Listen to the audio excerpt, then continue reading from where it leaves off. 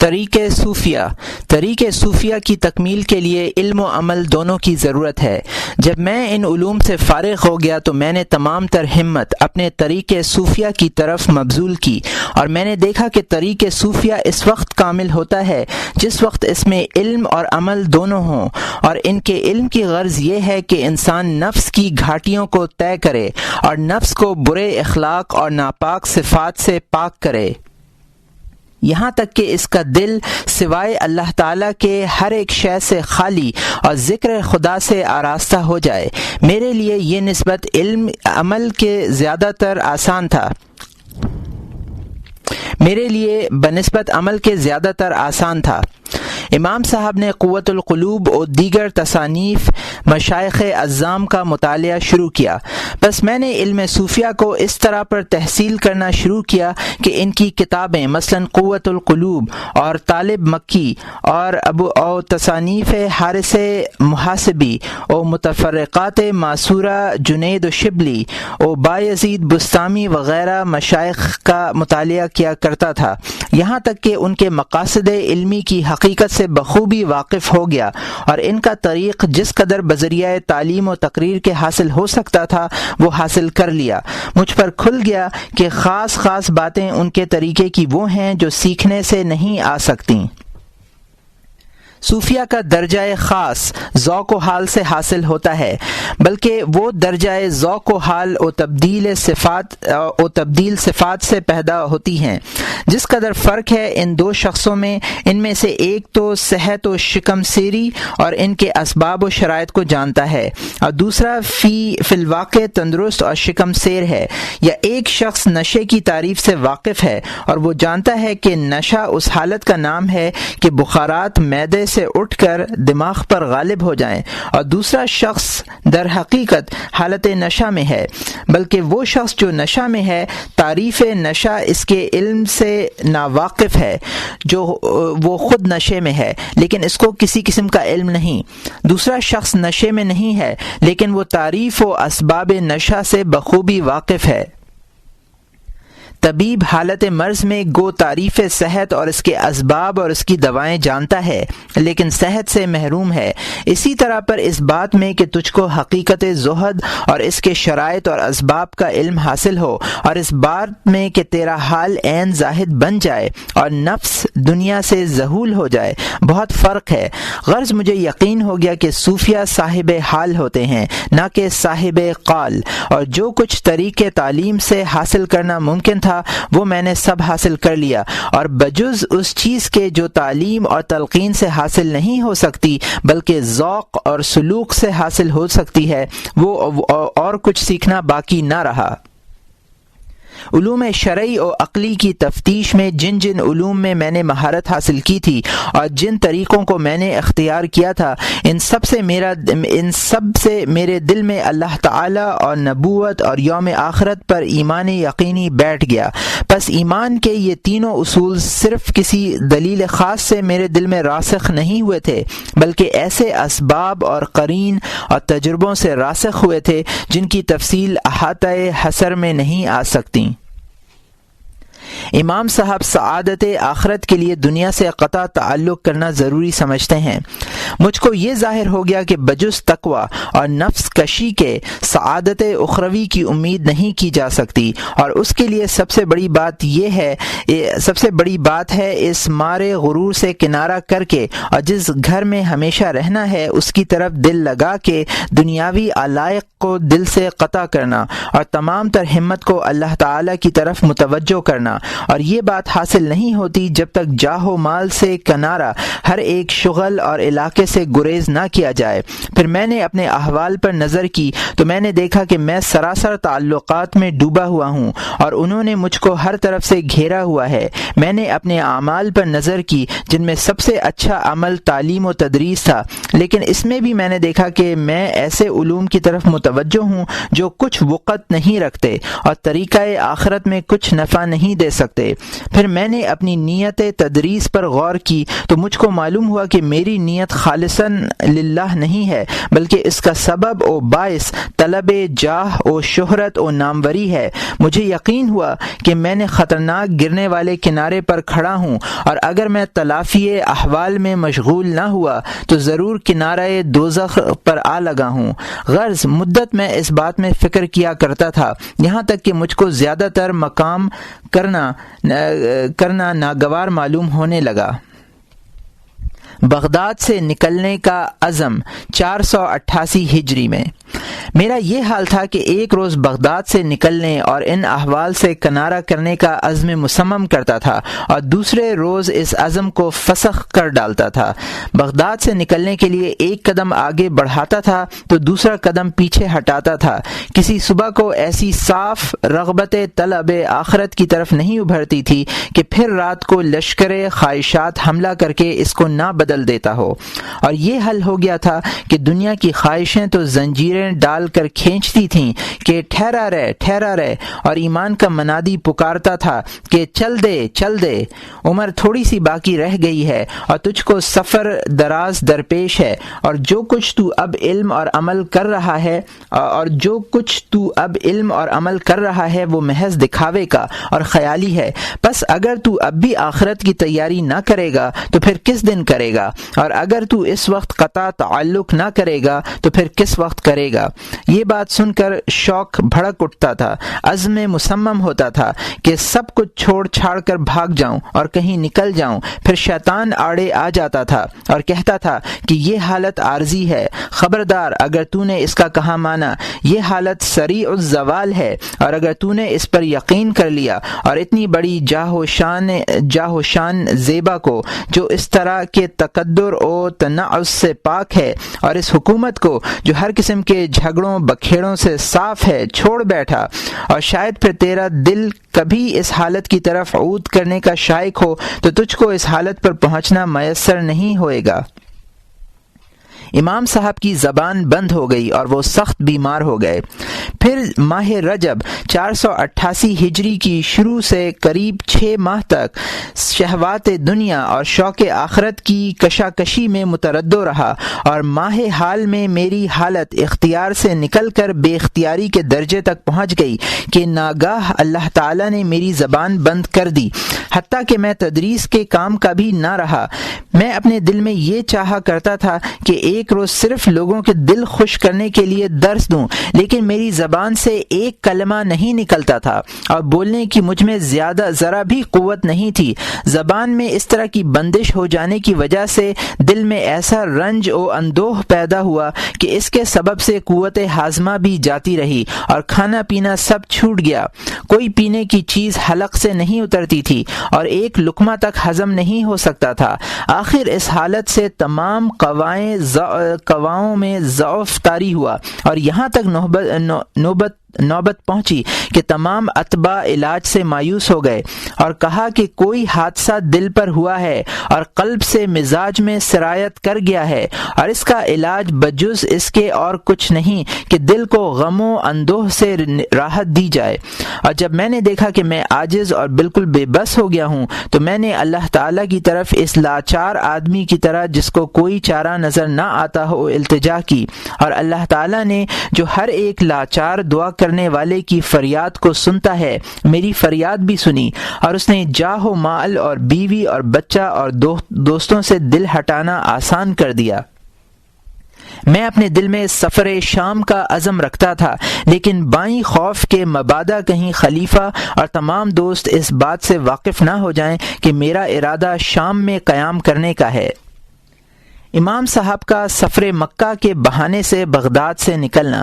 میں نے لوگوں میں مکہ کی طرف جانے کا ارادہ مشہور کیا، یہ ارادہ کر کہ میں بغداد میں کبھی واپس نہ آؤں گا۔ وہاں سے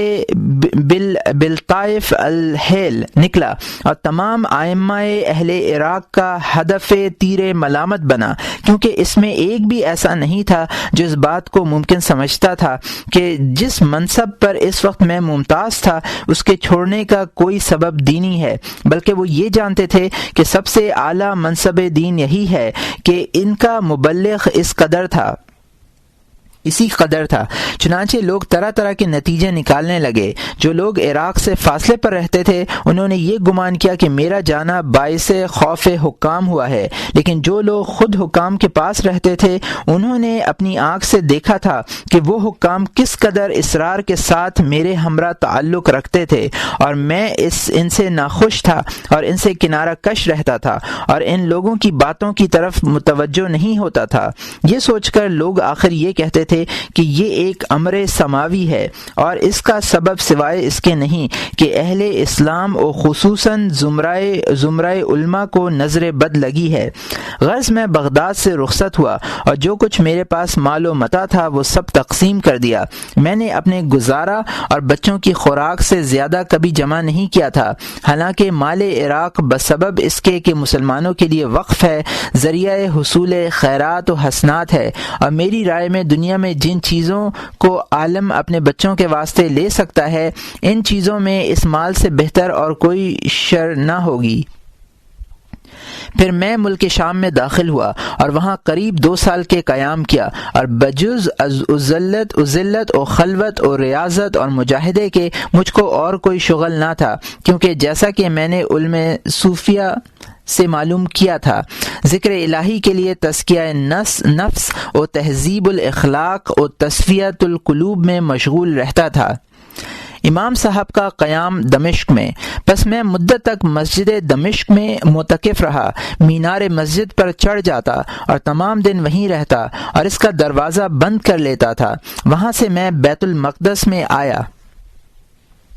زیارت بیت المقدس و سفر حجاز، ہر روز مکان صحرا میں داخل ہوتا اور اس کا دروازہ بند کر لیا کرتا تھا۔ پھر مجھ کو حج کا شوق پیدا ہوا اور زیارت خلیل رحمۃ اللہ علیہ سے فراغت حاصل کرنے کے بعد زیارت رسول صلی اللہ علیہ وآلہ وسلم و برکات مکہ مدینہ سے استمداد کرنے کا جوش دل میں اٹھا۔ چنانچہ میں حجاز کی طرف روانہ ہوا۔ بادائے دل کی کشش اور بچوں کی محبت نے وطن کی طرف کھینچ بلایا۔ امام صاحب وطن واپس آئے اور گوشہ نشینی اختیار کی، سو میں وطن کو واپس آ گیا۔ گو مجھ کو وطن آنے کا ذرا بھی خیال نہ تھا۔ وہاں بھی میں نے گوشہ تنہائی اختیار کیا تاکہ خلوت اور ذکر خدا کے لیے تصفیہ قلب کی طرف رغبت ہو۔ پھر حوادث زمانہ اور کاروبار عیال اور ضرورت معاش میرے مقصد میں خلل ڈالتی تھی اور صفائی خلوت مقدر ہوتی تھی اور صرف اوقات متفرقہ میں دل جمعی نصیب ہوتی تھی، لیکن باوجود اس کے میں اپنی امید قطع نہیں کرتا تھا، اگرچہ موانعات مجھ کو اپنے مقصد سے دور پھینک دیتے تھے، مگر میں پھر اپنا کام کرنے لگتا تھا۔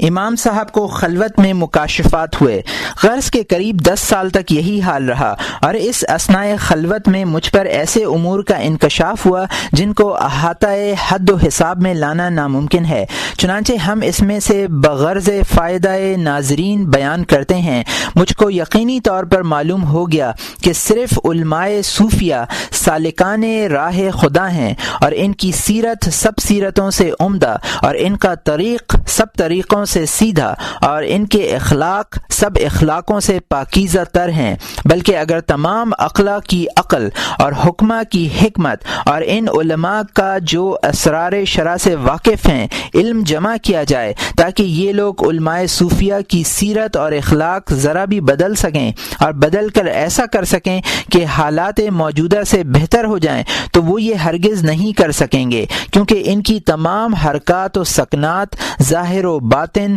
نور شمع نبوت سے منور ہیں، اور سوائے نور نبوت کے روئے زمین پر کوئی ایسا نور نہیں جس کی روشنی طلب کرنے کے قابل ہو۔ اس طریقے کے سالک جو کچھ بیان کرتے ہیں منجملہ اس کی ایک امر طہارت ہے۔ طہارت کی حقیقت اس کی سب سے اول شرط یہ ہے کہ قلب کو ما سوائے خدا سے کلی طور پر پاک کیا جائے، اور اس کی کلید جو طہارت سے وہی نسبت رکھتی ہے جو تکبیر تحریمہ نماز میں رکھتی ہے، یہ ہے کہ قلب کو کلی طور پر ذکر خدا میں مستغرق کیا جائے، اور آخر اس طریق کا یہ ہے کہ کلی طور پر فنا فی اللہ ہو جائے، اور اس درجے کو آخر کہنا با اعتبار ان درجات کے ہے جو امور اختیاری کے کے ذیل میں آتے ہیں، ورنہ اکتساب ایسے امور میں جو درجہ ابتدائی رکھتا ہے سو در حقیقت فنا فی اللہ ہونا اس طریق کا پہلا درجہ ہے، اور اس سے پہلے کی حالت سالک کے لیے بمنزلہ دہلیز ہے، اور اول درجہ طریقت سے ہی مکاشفات و مجاہدات شروع ہو جاتے ہیں، حتیٰ کہ یہ لوگ حالت بیداری میں ملائکہ و ارواح انبیاء کا مشاہدہ کرتے ہیں اور ان کی آوازیں سنتے ہیں اور ان سے فوائد حاصل کرتے ہیں،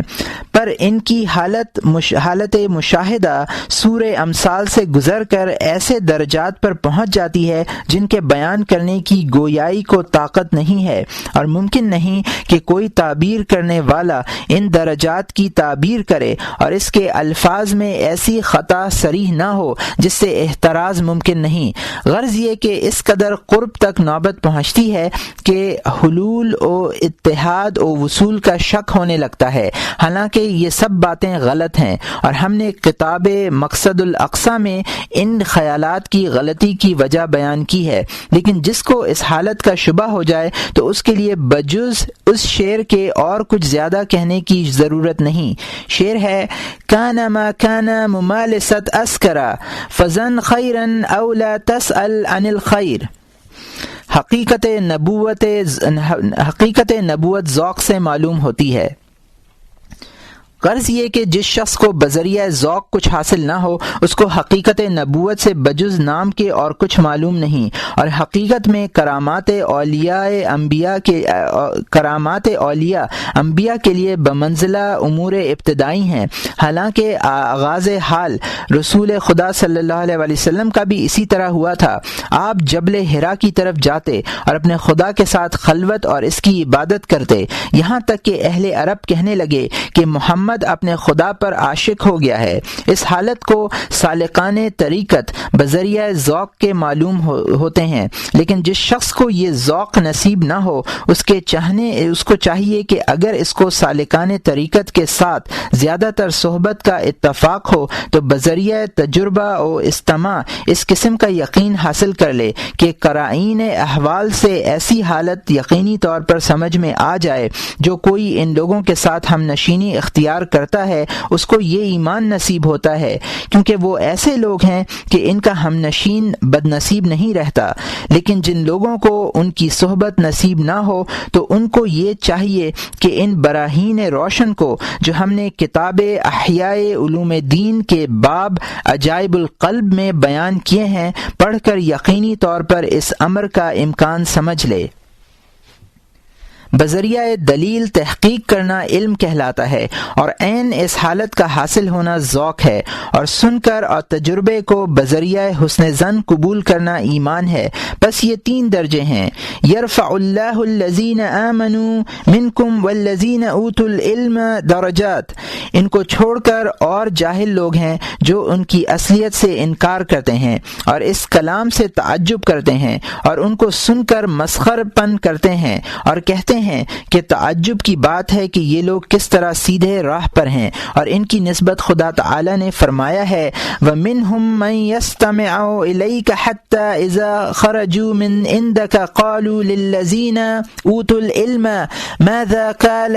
آنِفًا أُولَئِكَ الَّذِينَ طَبَعَ اللَّهُ عَلَى قُلُوبِهِمْ وَاتَّبَعُوا أَهْوَاءَهُمْ فَأَصَمَّهُمْ وَأَعْمَى أَبْصَارَهُم۔ طریق صوفیہ پر چلنے سے مجھ پر جن امور کا یقینی طور پر انکشاف ہوا از ان جملہ حقیقت نبوت اور اس کی خاصیت ہے، اور چونکہ اس زمانے میں اس کی سخت ضرورت ہے لہٰذا اس کی اصلیت سے آگاہ کرنا ضروری ہے۔ حقیقت نبوت اور خلقت کو اس کی ضرورت۔ حقیقت نبوت جاننا چاہیے کہ جو ہر انسان پر اعتبار اصل فطرت کے خالی اور سادہ پیدا کیا گیا ہے، اور اس کو اللہ تعالیٰ کے عالموں کی کچھ خبر نہیں، اور عالم بہت ہیں جن کی تعداد سوائے اللہ تعالیٰ کے اور کسی کو معلوم نہیں، جیسا کہ اللہ تعالیٰ نے فرمایا ہے وَمَا يَعْلَمُ جُنُودَ رَبُّكُمْ إِلَّا هُوَ۔ انسان کو عالم کی خبر بذریعہ ادراک حاصل ہوتی ہے، اور انسان کا ہر ایک ادراک اس غرض سے پیدا کیا گیا ہے کہ اس کے ذریعے سے انسان کسی خاص عالم موجودات کا علم حاصل کرے، اور عالموں سے مراد اجناس موجودات ہیں۔ اب سب سے اول انسان میں حس لامسہ پیدا ہوتی ہے، جس کے ذریعے سے وہ بہت سے اجناس موجودات کا ادراک کرنے لگتا ہے، مثلا حرارت، برودت، رطوبت، یبوست، لینیت، خشونت وغیرہ کا، مگر یہ قوت حاسہ رنگ اور آوازوں کے ادراک سے بالکل قاصر ہے، بلکہ رنگ اور آوازیں قوت لامسہ کے حق میں بمنزلہ معدوم کے ہیں۔ اس کے بعد انسان میں قوت باصرہ پیدا ہوتی ہے کہ جس کے ذریعے سے رنگ اور شکلوں کا ادراک کرتا ہے۔ یہ اجناس عالم محسوسات میں سب سے زیادہ وسیع ہیں۔ پھر انسان میں قوت سامعہ رکھی گئی جس کے ذریعے سے آوازیں اور نغمات سنتا ہے۔ پھر انسان میں قوت ذائقہ پیدا ہوتی ہے۔ اس طرح پر جب وہ عالم محسوسات سے تجاوز کرتا ہے تو اس میں 7 سال کی عمر کے قریب قوت تمیز پیدا ہوتی ہے، اور یہ حالت اس کے اطوار وجود میں سے ایک اور طور ہے۔ اس حالت میں وہ ایسے امور کا ادراک کرتا ہے جو خارج از عالم محسوسات ہیں، اور ان میں سے کوئی امر عالم محسوسات میں نہیں پایا جاتا۔ پھر ترقی کر کے ایک اور حالت پر پہنچتا ہے جس میں اس کے لیے عقل پیدا کی جاتی ہے۔ پھر وہ واجب اور جائز اور ناممکن اور دیگر امور کا جو اس کی پہلی حالتوں میں نہیں پائے جاتے تھے ادراک کرنے لگتا ہے۔ بعد عقل کے ایک اور حالت ہے جس میں اس کی دوسری آنکھ کھلتی ہے، جس کے ذریعے سے وہ غائب چیزوں کو اور ان چیزوں کو جو زمانہ استقبال میں وجود میں آنے والی ہیں، اور نیز ان امور کو دیکھنے لگتا ہے جن سے عقل ایسی معزول ہے جس طرح قوت تمیز ادراک معقولات سے اور قوت حس مدرکات تمیز سے بیکار ہے، اور جس طرح پر اگر قوت ممیزہ پر مدرکات عقل پیش کیے جائیں تو عقل ضرور ان کا انکار کرے گی اور ان کو بعید از قیاس سمجھے گی۔ اس طرح پر بعض عقلاء نے مدرکات نبوت سے انکار کیا ہے اور اس کو بعید سمجھا ہے، سو یہ عین جہالت ہے، کیونکہ ان کے انکار و استبعاد کی بجز اس کے اور کوئی سند نہیں ہے کہ یہ ایک ایسی حالت ہے جس پر وہ کبھی نہیں پہنچے، اور چونکہ ان کے حق میں یہ حالت کبھی موجود نہیں ہوئی اس لیے وہ شخص گمان کرتا ہے کہ یہ حالت فی نفسی ہی موجود نہیں ہے۔ اگر اندھے کو بذریعہ تواتر اور روایت کے رنگوں اور شکلوں کا علم نہ ہوتا اور اس کے روبرو اول ہی مرتبہ ان امور کا ذکر کیا جاتا تو وہ ان کو ہرگز نہ سمجھتا اور ان کا اقرار نہ کرتا۔ خواب خاصیت نبوت کا نمونہ ہے، لیکن اللہ تعالیٰ نے اپنی خلقت کے لیے یہ بات قریب الفہم کر دی ہے کہ ان کو خاصیت نبوت کا ایک نمونہ عطا فرمایا ہے جو خواب ہے، کیونکہ سونے والا آئندہ ہونے والی بات کو یا تو صریحاً معلوم کر لیتا ہے یا بصورت تمثیل جس کا انکشاف بعد ازاں بذریعہ تعبیر کے ہو جاتا ہے۔ اس بات کا اگر انسان کو خود تجربہ نہ ہوا ہوتا تو اور اس کو یہ کہا جاتا کہ بعض انسان مردے کی مانند بے ہوش ہو جاتے ہیں اور ان کی قوت حس و شنوائی و بینائی زائل ہو جاتی ہے، پھر وہ غیب کا ادراک کرنے لگتا ہے، تو انسان ضرور اس بات کا انکار کرتا اور اس کے محال ہونے پر دلیل قائم کرتا اور یہ کہتا کہ قوائے حسی ہی اسباب ادراک ہیں۔ بس جس شخص کو خود ان اسباب کی موجودگی اور احضار کی حالت میں ایسی اشیاء کا ادراک نہیں ہو سکتا، تو یہ بات زیادہ مناسب اور زیادہ صحیح ہے کہ ان قوائے کے معطل ہونے کی حالت میں تو ہرگز ہی ادراک نہ ہو، مگر یہ ایک قسم کا قیاس ہے جس کی تردید وجود اور مشاہدے سے ہوتی ہے۔ جس طرح عقل ایک حالت منجملہ حالت ہائے انسانی ہے جس میں ایسی نظر حاصل ہوتی ہے کہ اس کے ذریعے سے انواع معقولات نظر آنے لگتے ہیں جن کے ادراک سے حواس بالکل بیکار ہیں۔ اسی طرح نبوت سے مراد ایک ایسی حالت ہے جس سے ایسی نظر نورانی حاصل ہوتی ہے کہ اس کے ذریعے سے امور غیب اور وہ امور جن کو عقل ادراک نہیں کر سکتی ظاہر ہونے لگتے ہیں۔ منکرین نبوت کے شبہات کا جواب۔ نبوت میں شک یا تو ان کے امکان کی بابت پیدا ہوتا ہے یا اس کے وجود وقوع کی نسبت یا اس امر کی نسبت کہ نبوت کسی شخص خاص کو حاصل ہے یا نہیں۔ اس کے امکان کی دلیل تو یہ ہے کہ وہ موجود ہے، اور اس کے وجود کی دلیل یہ ہے کہ عالم میں ایسے معارف موجود ہوتے ہیں جن کا عقل کے ذریعے سے حاصل ہونا ناممکن ہے، مثلا علم، طب و علم نجوم۔ نبوت کے ثبوت اور اس عام اصول پر کہ الہام ایک ملکہ ہے جس کا تعلق کل علوم سے ہے۔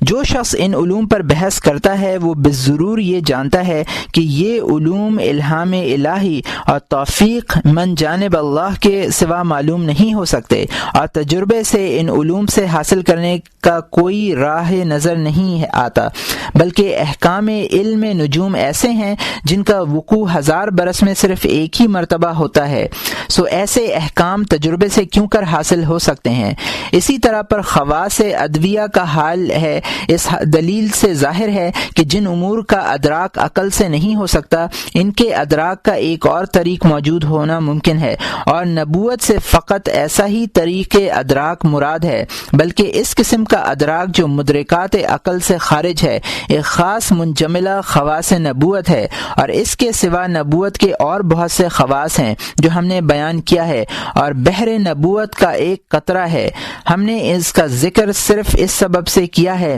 کہ خود تیرے پاس اس کا ایک نمونہ موجود ہے، یعنی تیرے وہ مدرکات جو حالت خواب میں معلوم ہوتے ہیں، اور تجھ کو اسی جنس کے علوم مثلا طب و نجوم حاصل ہیں۔ یہ علوم معجزات انبیاء ہیں، اور ان علوم کو بذریعہ بضاعت عقل حاصل کرنے کا ہرگز کوئی طریق نہیں ہے۔ ان کے سوا جو دیگر خواص نبوت ہیں، ان کا ادراک طریق تصوف پر چلنے سے بذریعہ ذوق کے حاصل ہوتا ہے، کیونکہ اس بات کو تو اس نمونے سے سمجھا ہے جو تجھ کو خدا تعالی نے عطا فرمایا ہے، یعنی حالت خواب۔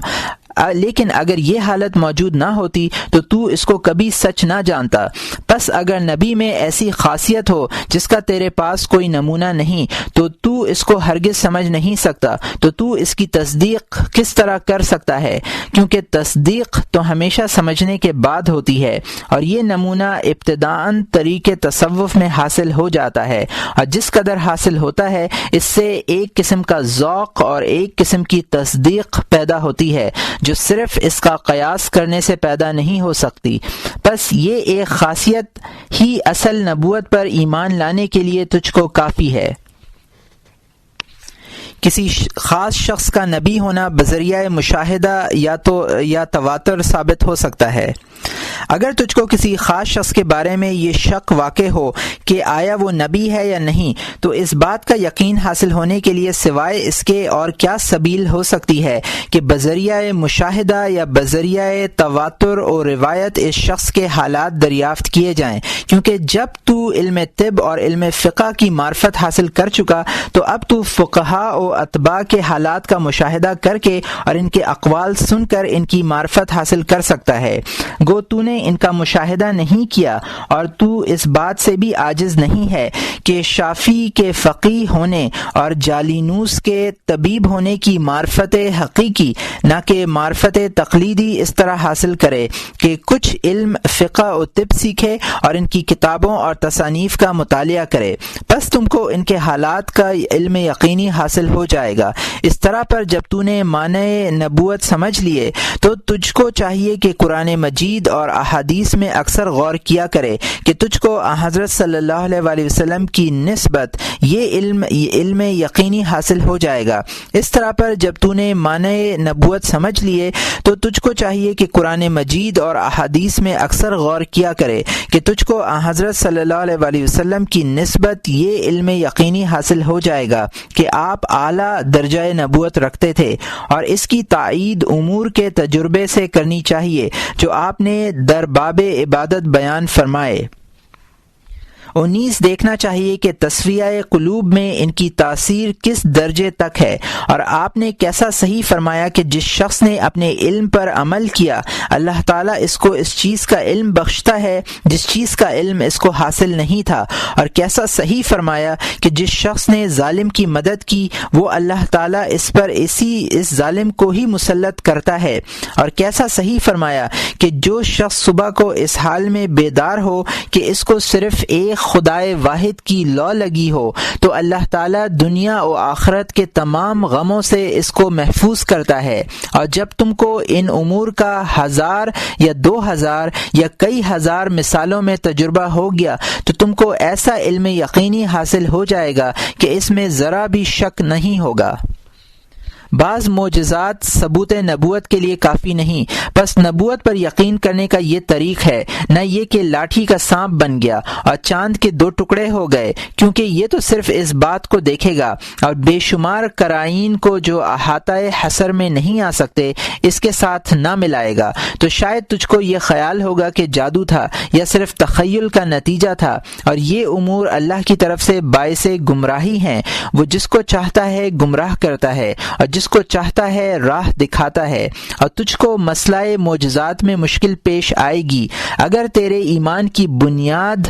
در باب دلالت معجزہ کلام مرتب ہوگا تو تیرا ایمان بصورت اشکال و شبہ کلام مرتب سے اور زیادہ پختہ ہو جائے گا۔ پس چاہیے کہ ایسے خوراک ایک جزو منجملہ ان دلائل و قرائن کے ہوں جو تجھ کو معلوم ہیں، تاکہ تجھ کو ایسا علم یقینی حاصل ہو جائے جس کی سند میں کوئی معین شے بیان نہ ہو سکے، جیسا کہ وہ امور جن کی خبر ایک جماعت نے ایسے تواتر سے دی ہے کہ یہ کہنا ممکن نہیں کہ یقین کسی ایک قول معین سے حاصل ہوا ہے، بلکہ ایسے طور سے حاصل ہوا ہے کہ وہ جملہ اقوال سے خارج نہیں، لیکن معلوم نہیں کہ کس قول واحد سے حاصل ہوا ہے۔ پس اس قسم کا ایمان قوی اور علمی ہے۔ رہا ذوق، وہ ایسا ہے کہ ایک شے آنکھ سے دیکھ لی جائے اور ہاتھ سے پکڑ لی جائے، سو یہ بات سوائے طریق تصوف کے اور کہیں نہیں پائی جاتی۔ پس اسی قدر بیان حقیقت نبوت فی الحال ہماری غرض موجودہ کے لیے کافی ہے۔ اب ہم اس بات کی وجہ بیان کریں گے کہ خلقت کو اس کی حاجت کیوں ہے۔ سبب اشاعت علم بعد از اعراض،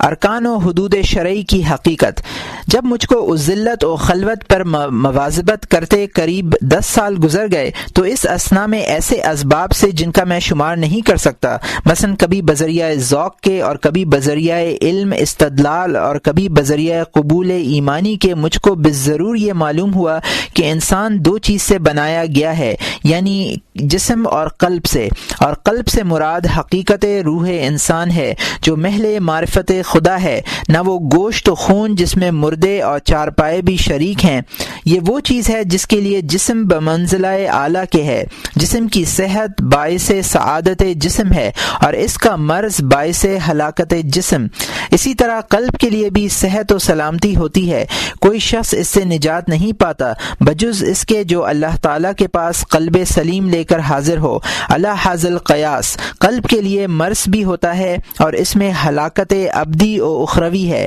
جیسا کہ اللہ تعالیٰ نے فرمایا ہے کہ ان کے دلوں میں مرض ہے۔ اللہ تعالیٰ کو نہ جاننا زہر مہلک ہے، اور خواہشات نفسانی کی پیروی کر کے اللہ تعالیٰ کا گناہگار ہونا اس کا سخت مرض ہے، اور اللہ تعالیٰ کی معرفت اس کے لیے تریاق زندگی بخش ہے، اور خواہشات نفسانی کی مخالفت کر کے اللہ تعالیٰ کی اطاعت کرنا اس کے لیے دوائے شافی ہے۔ جس طرح معالجہ بدن کا بجز استعمال دوا کے اور کوئی طریق نہیں ہے، اسی طرح پر امراض قلبی کا معالجہ بغرض ازالہ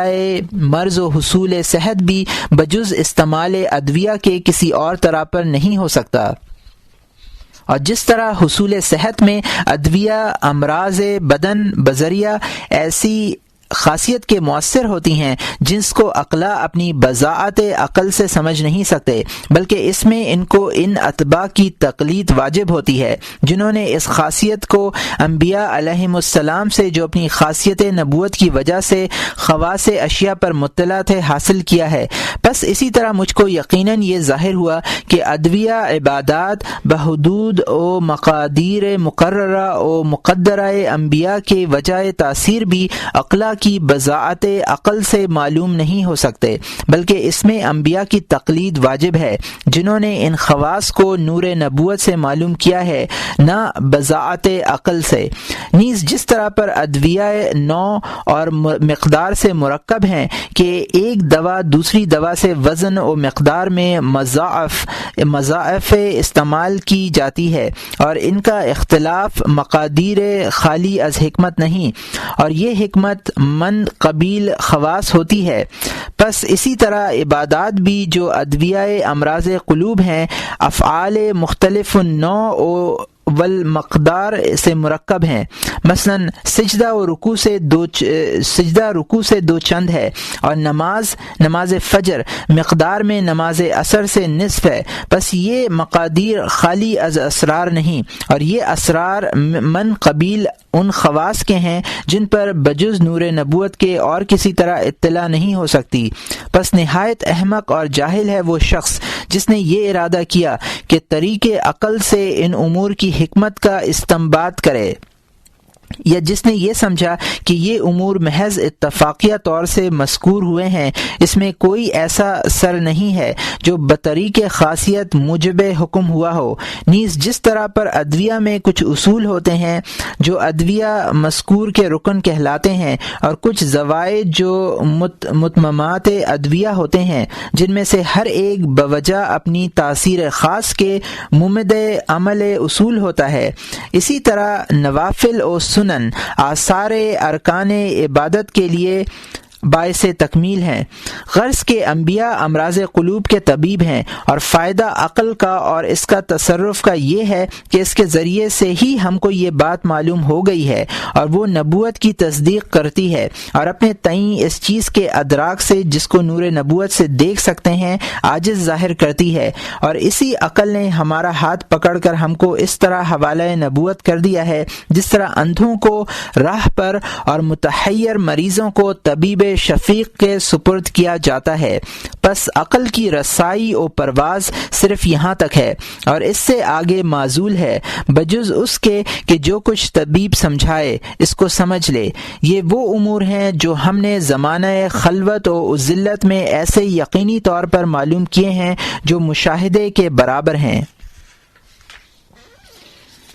اسباب فطور اعتقاد۔ پھر میں نے دیکھا کہ لوگوں کا فطور اعتقاد کچھ تو درباب اصل نبوت ہے، اور کچھ اس کی حقیقت سمجھتے ہیں، اور کچھ ان باتوں پر عمل کرنے میں جو نبوت نے کھولی ہیں۔ میں نے تحقیق کیا کہ یہ باتیں لوگوں میں کیوں پھیل گئیں، تو لوگوں کے فطور اعتقاد اور ضعف ایمان کے 4 سبب پائے گئے۔ سبب اول، ان لوگوں کی طرف سے جو علم فلسفہ میں غور کرتے ہیں۔ سبب دوم، ان لوگوں کی طرف سے جو علم تصوف میں ڈوبے ہوئے ہیں۔ سبب سوم، ان لوگوں کی طرف سے جو دعوی تعلم کی طرف منسوب ہیں، یعنی بذا میں خود چھپے ہوئے امام مہدی سے علم سیکھنے کا دعویٰ رکھتے ہیں۔ سبب چہارم، اس معاملے کی طرف سے جو بعض اشخاص اہل علم کہلا کر لوگوں کے ساتھ کرتے ہیں۔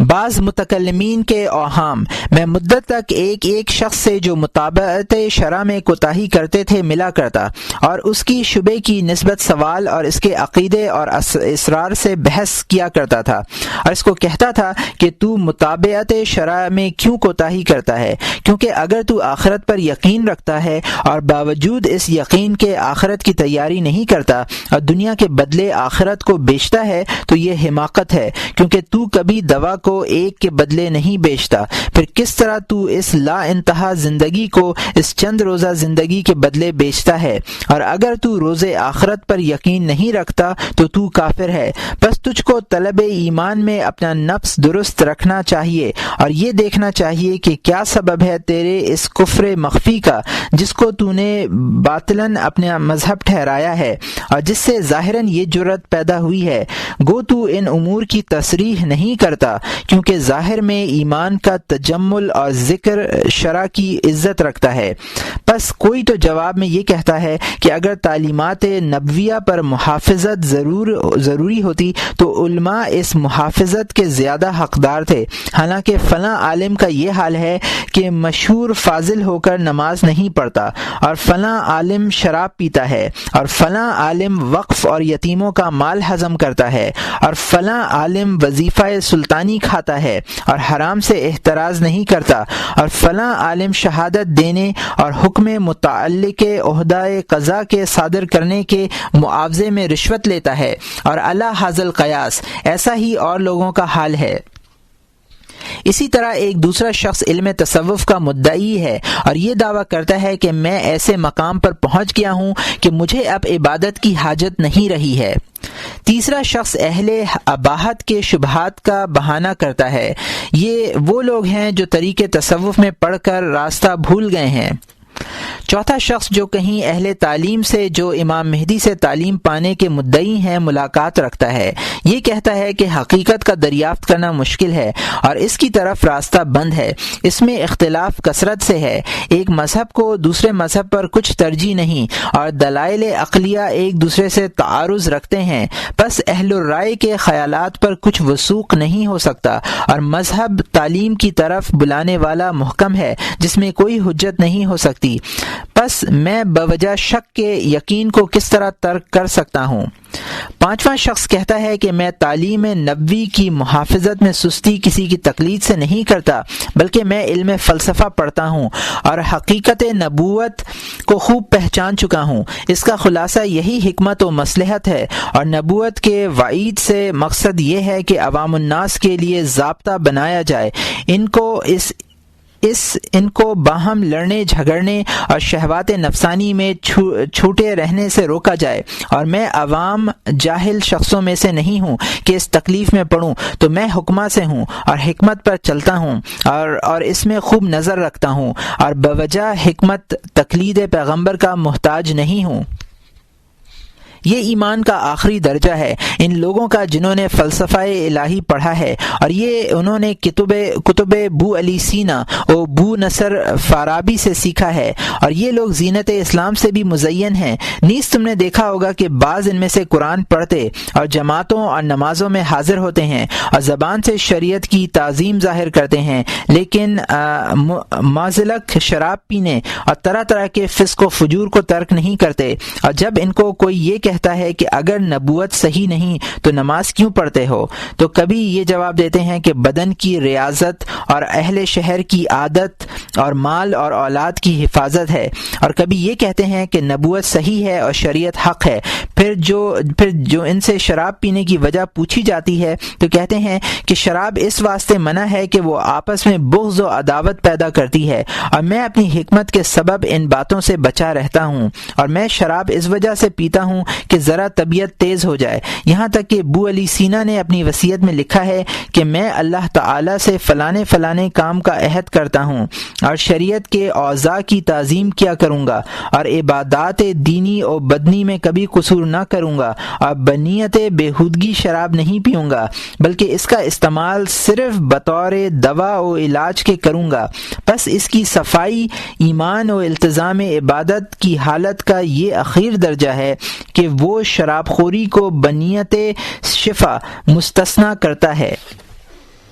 ایسا ہی ان سب مدعیان ایمان کا حال ہے۔ ان لوگوں کے سبب بہت لوگ دھوکے میں آ گئے ہیں، اور ان کے دھوکے کو معترضین کے ضعیف اعتراضوں نے اور بھی زیادہ کر دیا ہے، کیونکہ انہوں نے انکار علم ہندسہ و منطق کی بنیاد پر اعتراض کیے ہیں، حالانکہ یہ علوم ان کے نزدیک جیسا کہ ہم قبل ازیں بیان کر چکے ہیں یقینی ہیں۔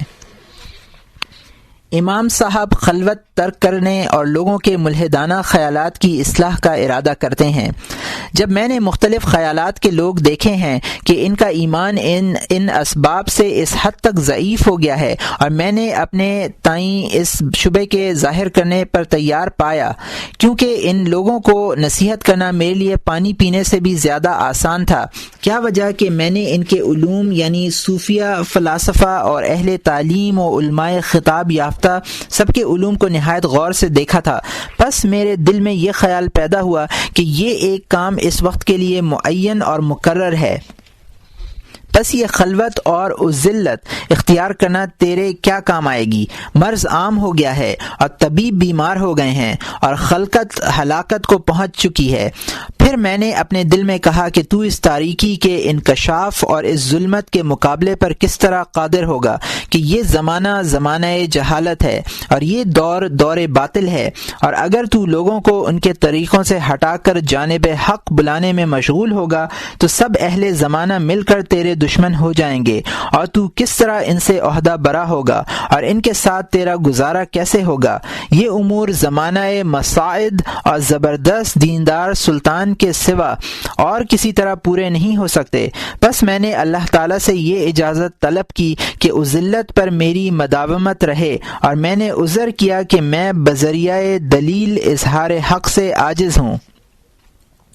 سلطان وقت کا حکم امام صاحب کے نام۔ پس تقدیر الہی یوں ہوئی کہ سلطان وقت کے دل میں خود ایک تحریک پیدا ہوئی جس کا باعث کوئی امر خارجی نہ تھا۔ پس حکم سلطانی صادر ہوا کہ تم فوراً نیشا پور جاؤ اور اس بے اعتقادی کا علاج کرو۔ اس حکم میں اس قدر تاکید کی گئی کہ اگر میں اس کے برخلاف اصرار کرتا تو سخت گیری کی جاتی۔ پس میرے دل میں خیال آیا کہ اب باعث رخصت ذلت ضعیف ہو گیا ہے، پس تجھ کو یہ واجب نہیں کہ اب تو محض بوجائے کاہلی و آرام طلبی و طلب عزت ذاتی و بائیں خیال کے ایذا خلقت سے نفس محفوظ رہے، بدستور گوشہ نشیں بنا رہے، اور اپنے نفس کو خلقت کی ایذا کی سختی برداشت کرنے کی اجازت نہ دے، حالانکہ اللہ تعالیٰ فرماتا ہے الف لام میم احسب الناس ان یترکوا ان قولوا لأن وهم لا يفتنون ولقد فتن الذين من قبلهم، آیا آخر تک۔ اور اللہ تعالیٰ اپنے رسول خیر البشر کو فرماتا ہے وَلَقَدْ كُذِّبَتْ رُسُلٌ مِّن قَبْلِكَ فَصَبَرُوا عَلَى مَا كُذِّبُوا وَأُوذُوا حَتَّى آتَاهُمْ نَصْرُنَا وَلَا مُبَدِّلَ لِكَلِمَاتِ اللَّهِ وَلَقَدْ جَاءَكَ مِن نَّبَإِ الْمُرْسَلِينَ۔ پھر فرماتا ہے یاسین والقرآن الحکیم الی قولہ انما تنذر من اتبع الذکر۔ اس باب میں میں نے بہت سے ارباب قلوب و مشاہدات سے مشورہ کیا، پس سب نے اس اشارے پر اتفاق رائے ظاہر کیا کہ ذلت ترک کرنا اور گوشے سے نکلنا مناسب ہے۔ اس کی تائید بعض صالحین کے متواتر کثیر التعداد خوابوں سے بھی ہوئی، جس سے اس بات کی شہادت ملی کہ اس حرکت کا مبدا خیر و ہدایت ہے جو اللہ تعالیٰ نے اپنے دین کو ہر ایک صدی کے اختتام پر مقرر کیا ہے، اور اللہ تعالیٰ نے اپنے دین کو ہر ایک صدی کے آخر میں زندہ کرنے کا وعدہ فرمایا ہے۔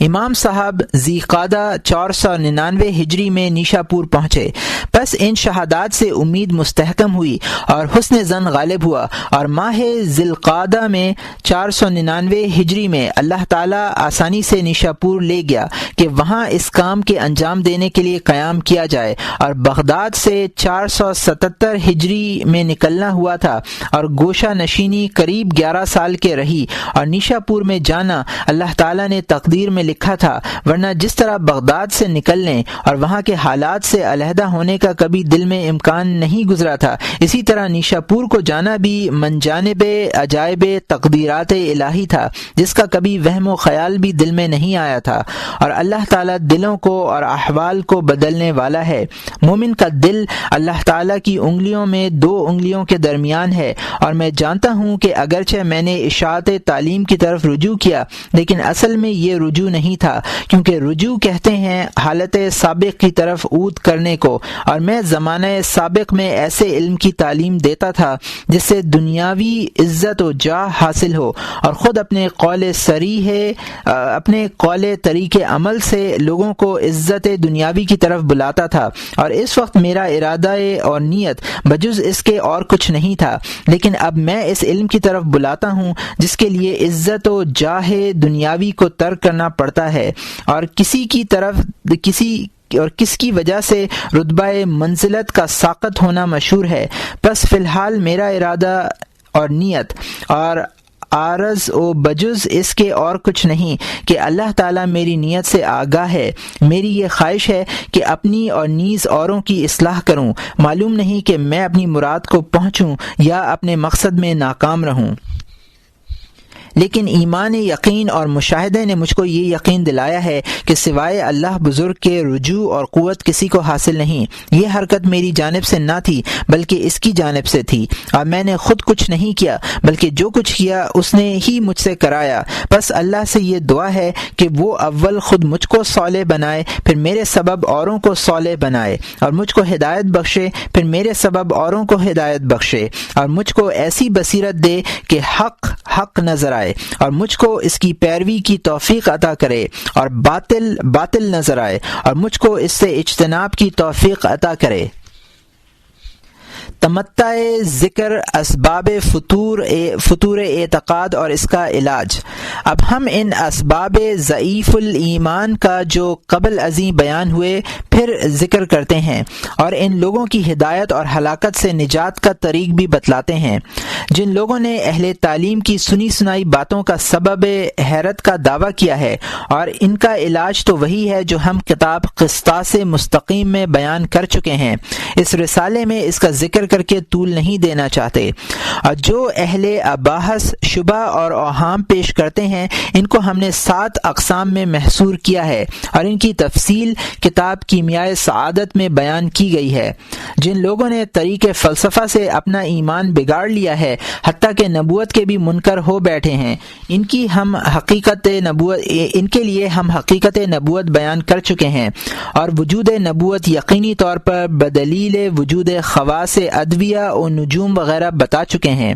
اور اسی واسطے ہم نے اس مقدمے کو پہلے ذکر کر دیا ہے۔ ہم نے وجود نبوت کی دلیل خواص طب و نجوم سے اسی واسطے ذکر کی ہے کہ یہ خود ان کے علوم ہیں، اور ہم ہر فن کے عالم کے لیے نجوم کا ہو خواہ طب کا، علم طبعی کا ہو یا سحر و طلسمات کا، اس کے علم سے برہان نبوت لایا کرتے ہیں۔ اب رہے وہ لوگ جو زبان سے نبوت کے اقراری ہیں اور شریعت کو حکمت کے مطابق بنانا چاہتے ہیں، سو وہ در حقیقت نبوت سے منکر ہیں، اور وہ ایسے حکم پر ایمان لائے ہیں جن کے لیے ایک طالع مخصوص ہیں، اور جو اس بات کا مقتضی ہے کہ اس حکیم کی پیروی کی جائے، اور نبوت کی نسبت ایسا ایمان رکھنا ہیچ ہے۔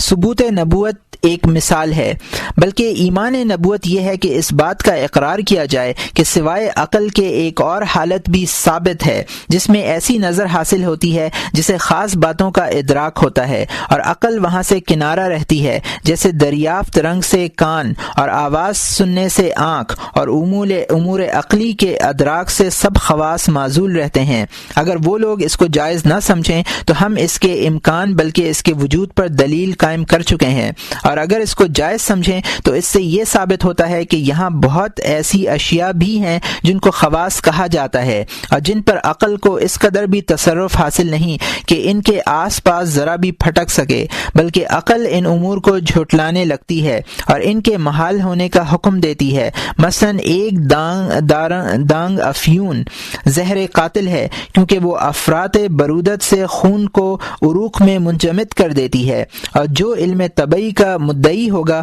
وہ یہ سمجھے گا کہ مرکبات سے جو چیزیں تبرید پیدا کرتی ہیں وہ بے وجہ عنصر پانی اور مٹی کے تبرید پیدا کرتی ہیں، کیونکہ یہی 2 عنصر بارد ہیں، لیکن یہ معلوم ہے کہ سیروں پانی اور مٹی کی اس قدر تبرید نہیں ہو سکتی۔ پس اگر کسی عالم طبعی کو افیون کا زہر قاتل ہونا بتلایا جائے اور وہ اس کے تجربے میں نہ آئی ہو تو وہ اس کو محال کہے گا، اور اس کے محال ہونے پر یہ دلیل قائم کرے گا کہ افیون میں ناری اور ہوائی اجزاء ہوتے ہیں، اور ہوائی اور ناری اجزاء افیون کی برودت زیادہ نہیں کرتے، اور جس حالت میں بجمیع اجزاء پانی اور مٹی فرض کر لیتے ہیں اس کی ایسی مفرد تبرید ثابت نہیں ہوتی، تو اس کے ساتھ اجزاء ہار و ہوا و آگ مل جانے سے اس حد تک تبرید کیوں کر ثابت ہو سکتی ہے؟ اس کو وہ شخص یقینی دلیل سمجھے گا، اور اکثر دلائل فلسفہ در باب طبیعیات والحیات اس قسم کے خیالات پر مبنی ہیں۔ وہ اشیاء کی وہی حقیقت سمجھتے ہیں جو عقل یا وجود میں پاتے ہیں، اور جن کو سمجھ نہیں سکتے یا جن کو موجود نہیں دیکھتے اس کو محال ٹھہرا لیتے ہیں، اور اگر لوگوں میں سچی خوابیں معتاد اور مالوف نہ ہوتیں اور کوئی دعویٰ کرنے والا یہ کہتا کہ میں بوقت تعطل حواس امر غائب جان لیتا ہوں تو اس کے بات کو ایسے عقل برتنے والے ہرگز نہ مانتے۔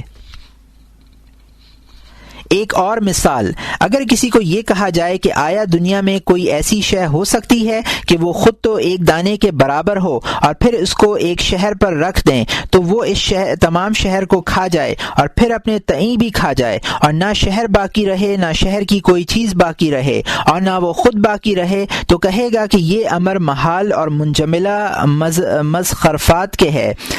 حالانکہ یہ آگ کی حالت ہے، جس نے آگ کو نہ دیکھا ہوگا وہ اس بات کو سن کر اس سے انکار کرے گا، اور اکثر عجائبات اخروی کا انکار اسی قسم سے ہے۔ پس ہم اس فلسفی کو اوضاع شرعیہ پر معترض ہے، کہیں گے کہ جیسا تو لاچار ہو کر افیون میں برخلاف عقل وجود خاصیت تبرید کا قائل ہو گیا ہے، تو یہ کیوں ممکن نہیں کہ اوضاع شرعیہ میں درباب معالجات و تصفیہ قلوب ایسے خواص ہوں جن کی حکمت عقلیہ سے ادراک نہ ہو سکے، بلکہ ان کو بجز نور نبوت کے اور کوئی آنکھ نہ دیکھ سکے، بلکہ لوگوں نے ایسے خواص کا اعتراف کیا ہے جو اس سے بھی عجیب تر ہیں، چنانچہ انہوں نے اپنی کتابوں میں اس بات کا ذکر بھی کیا ہے۔ میری مراد اس جگہ ان خواص عجیبہ سے ہے جو درباب معالجہ حاملہ بصورت اثر ولادت مجرب ہیں، یعنی ایک تعویذ دو پارچہ جات آب نار سیدھا پر لکھا جاتا ہے، اور حاملہ اپنی آنکھ سے ان تعویذوں کو دیکھتی رہتی ہے اور ان کو اپنے قدموں کے نیچے رکھ لیتی ہے، پس بچہ فوراً پیدا ہو جاتا ہے۔ اس بات کے امکان کا ان لوگوں نے اقرار کیا ہے اور اس کا ذکر کتاب عجائب الخواص میں کیا ہے۔ تعویذ مذکورہ ایک شکل ہے جس میں 9 خانہ ہوتے ہیں اور اس میں کچھ ہندسے ہائے خاص لکھے جاتے ہیں۔ اس شکل کے ہر سطر کا مجموعہ 15 ہوتا ہے، خواہ اس کو طول میں شمار کر دیا یا عرض میں، یا ایک گوشے سے دوسرے گوشے تک تعجب ہے اس شخص پر جو اس بات کو تو تصدیق کرے لیکن اس کی عقل میں اتنی بات نہ سما سکے کہ نماز 2 رکعت اور ظہر کی 4 رکعت اور مغرب کی 3 رکعت مقرر ہونا بوجہ ایسے خواص کے ہے جو نظر حکمت سے نہیں سوچ سکتے، اور ان کا سبب اختلاف اوقات مذکور ہے۔ ارکان احکام شرعی کی توضیح بذریعہ ایک تمثیل کے ان خواص کا ادراک اکثر نور نبوت سے ہوتا ہے۔ تعجب کی بات یہ ہے کہ اگر ہم اسی عبارت کو بدل کر عبارت منجمین میں بیان کریں تو یہ لوگ اس امر اختلاف اوقات مذکورہ کو ضرور سمجھ لیں گے۔ سو ہم کہتے ہیں کہ اگر شمس وسط سما میں ہو یا طالع میں یا غارب میں تو کیا ان اختلاف سے حکم طالع میں اختلاف نہیں ہو جاتا؟ چنانچہ اسی اختلافات مسیر شمس پر زائچوں، عمروں اور اوقات مقررہ کے اختلافات کی بنا رکھی گئی ہے، لیکن زوال اور شمس کے فی وسط السما ہونے میں یا مغرب اور شمس کے فی الغارب ہونے میں کچھ فرق نہیں ہے۔ بس اس امر کی تصدیق کی بجز اس کے اور کیا سبیل ہے کہ اس کو بعبارت منجم سنا ہے جس کے کذب کا غالباً 100 مرتبہ تجربہ ہوا ہوگا، مگر باوجود اس کے تو اس کی تصدیق کیے جاتا ہے۔ حتیٰ کہ اگر منجم کسی کو یہ کہے کہ اگر شمس وسط سما میں ہو اور فلاں کوکب اس کی طرف ناظر ہو ہو اور فلاں برج تالے ہو اور اس وقت میں تو کوئی لباس جدید پہنے تو ضرور اسی لباس میں قتل ہوگا، تو وہ شخص ہرگز اس وقت وہ لباس نہیں پہنے گا اور اوقات شدت کی سردی برداشت کرے گا، حالانکہ یہ بات اس نے ایسے منجم سے سنی ہوگی جس کا کذب بارہا معلوم ہو چکا۔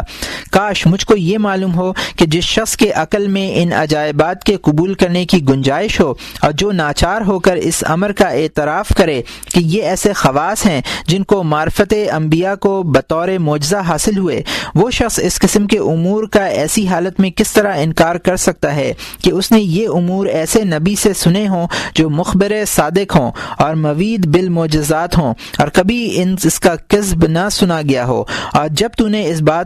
تو اس بات میں غور کرے گا کہ اعداد رکعت اور رمی جمار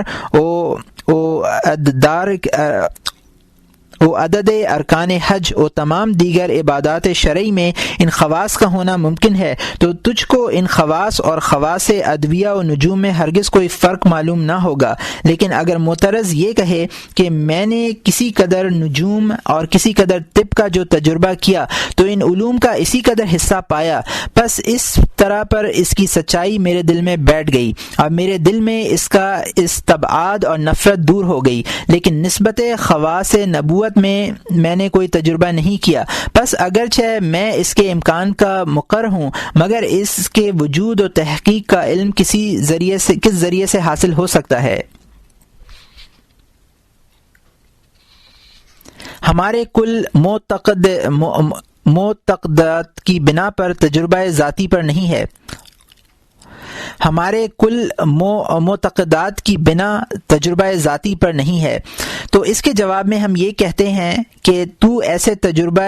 ذاتی کی تصدیق پر ہی اقتصار نہیں کرتا، بلکہ تو نے اہل تجربہ کے اقوال بھی سنے ہیں اور ان کی پیروی کی ہے، بس تجھ کو چاہیے کہ اقوال اولیاء کو بھی سنے کہ انہوں نے تمام مامورات شرعی میں بذریعہ تجربہ مشاہدہ حق کیا ہے۔ بس اگر تو ان کے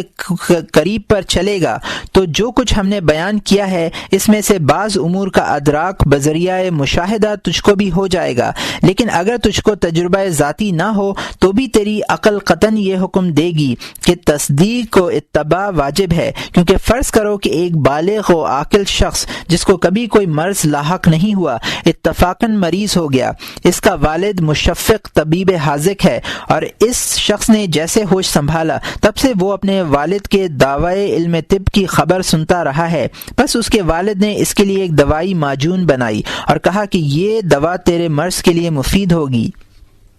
اور اس بیماری سے تجھ کو شفا دے گی، تو بتاؤ کہ ایسی حالت میں گو وہ دوا تلخ اور بد ذائقہ ہو، اس کی عقل کیا حکم دے گی؟ کیا یہ حکم دے گی کہ وہ اس دوا کو کھا لے، یا یہ کہ اس کی تکذیب کرے اور یہ کہے کہ میری سمجھ میں نہیں آتا کہ اس دوا اور حصول شفا میں کیا مناسبت ہے اور مجھ کو اس کا تجربہ نہیں ہوا ہے؟ کچھ شک نہیں کہ اگر وہ ایسا کرے تو اس کو احمق سمجھے گا۔ اللہ حاضل قیاس، ارباب بصیرت تیرے توقف کی وجہ سے تجھ کو احمق سمجھتے ہیں۔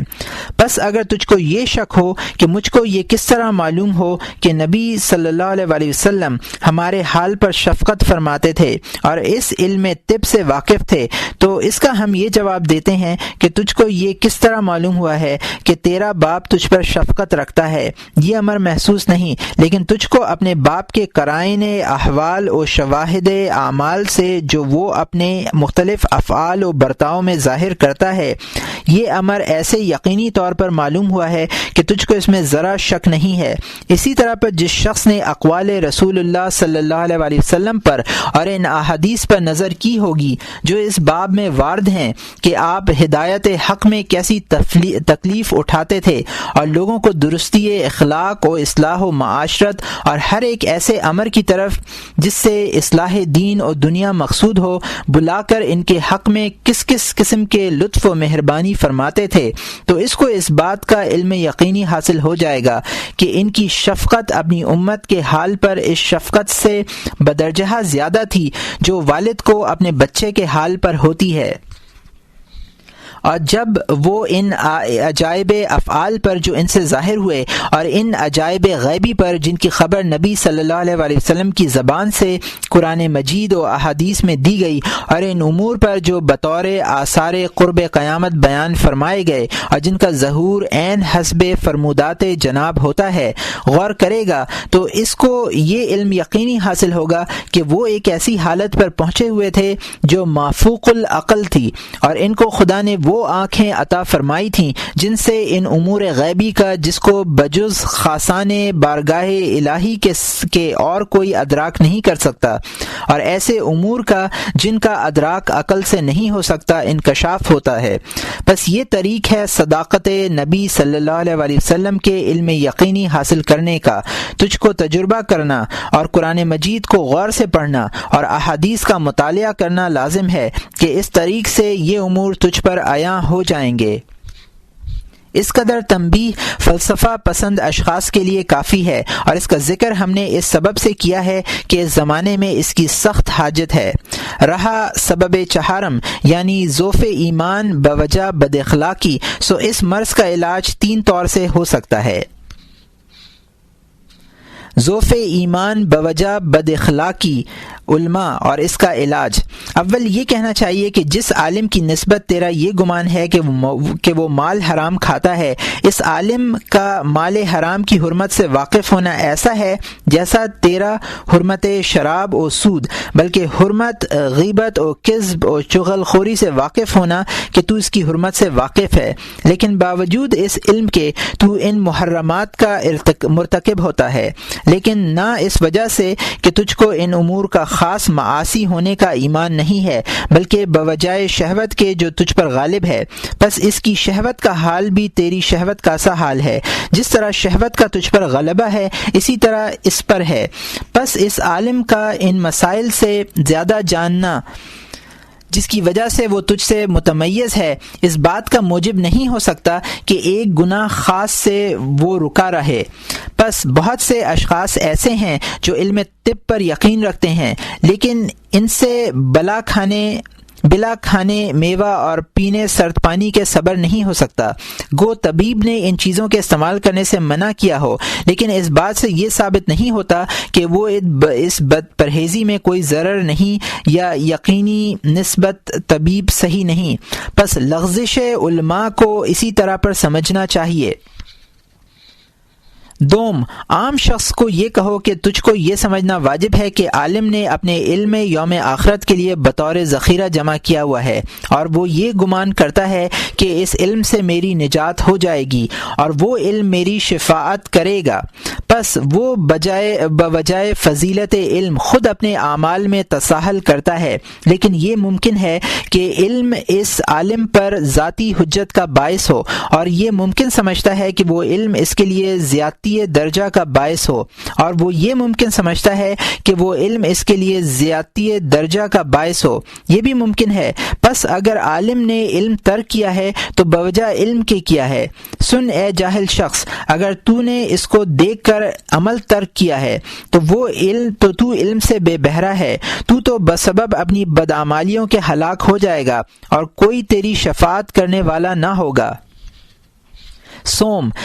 علاج حقیقی عالم حقیقی سے کبھی کوئی معصیت بجز اس کے بطریق لغزش ہونا ظاہر نہیں ہوتی، اور نہ وہ کبھی معاصی پر اصرار کرتا ہے، کیونکہ علم حقیقی وہ شے ہے جس سے یہ معلوم ہوتا ہے کہ معصیت زہر مہلک ہے اور آخرت دنیا سے بہتر ہے۔ جس کو یہ معلوم ہو جاتا ہے وہ اچھی شے کو ادنا شے کے عوض نہیں بیچتا، مگر یہ علم ان اقسام علوم سے حاصل نہیں ہوتا جس کی تحصیل میں اکثر لوگ مشغول رہتے ہیں۔ یہی وجہ ہے کہ اس علم کا نتیجہ بجز اس کے اور کچھ نہیں کہ ان لوگوں کو اللہ تعالیٰ کی معصیت پر زیادہ جرأت ہو جاتی ہے، لیکن علم حقیقی ایسا علم ہے کہ اس کے پڑھنے والے میں خشیت اللہ و خوف خدا زیادہ بڑھ جاتا ہے، اور یہ خوف خدا مابین اس عالم اور معاصی کے بطور پردہ حائل ہو جاتا ہے، بجز اس صورت حال لغزش کے جس سے انسان بمقتضائے بشریت جدا نہیں نہیں ہو سکتا،